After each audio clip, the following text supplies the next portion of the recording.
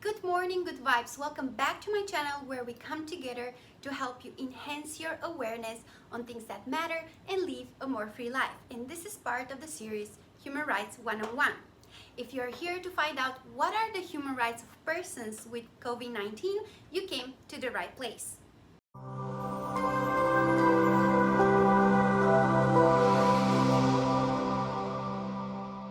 What's up everyone? Happy Friday! Isabel here, and today's topic is about something that we confront right now. For several months now, countries have changed, people have changed, as new rules, restrictions, and stay-at-home orders were imposed during the global pandemic. As a result, populations from all across the world have been and continue to be extremely hardly hit.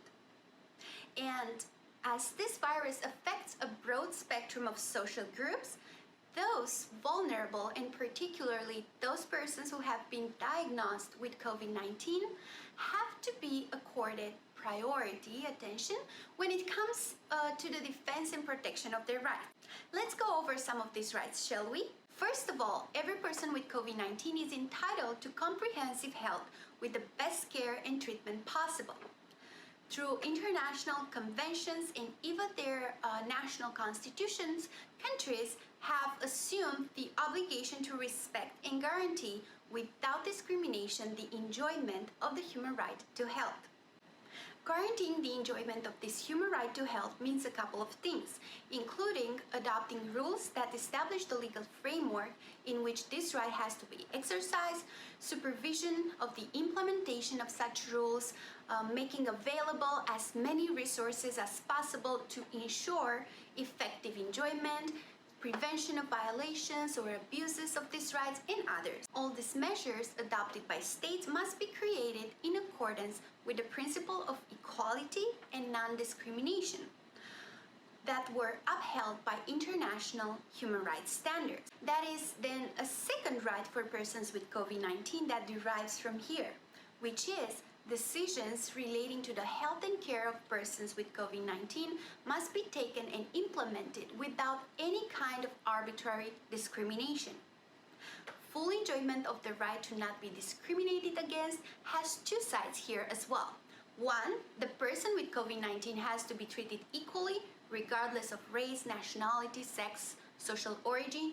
And second, there is a correlative obligation for the state to adopt rules aimed to overcome the social stigma associated with COVID-19 and potentially discriminatory behavior towards persons that were diagnosed with COVID-19.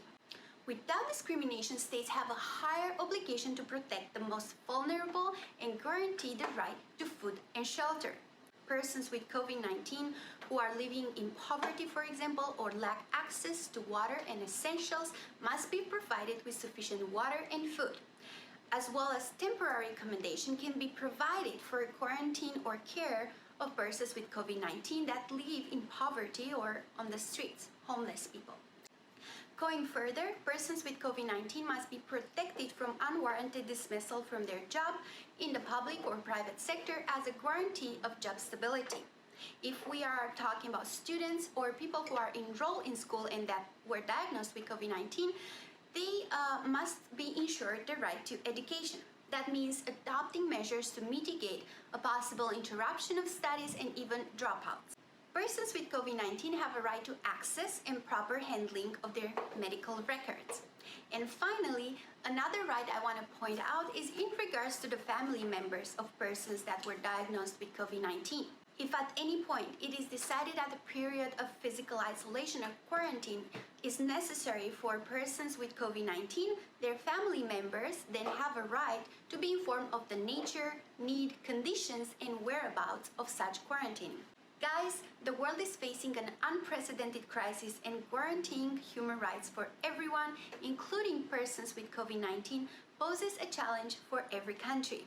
And as this is not a time to neglect human rights, it is very important that we educate ourselves about the rights we have so we can help ourselves and help others in need as well. Thank you so much for watching this episode. If you liked it, go ahead, please press the like button and subscribe to my YouTube channel down below. You can use the comment section to ask me any questions in relation to the rights we discussed, and I'll be happy to help you out. And if you want to be the first to know when I launch new episodes like this, make sure you turn also the bell notification. Until next time, continue to stay well.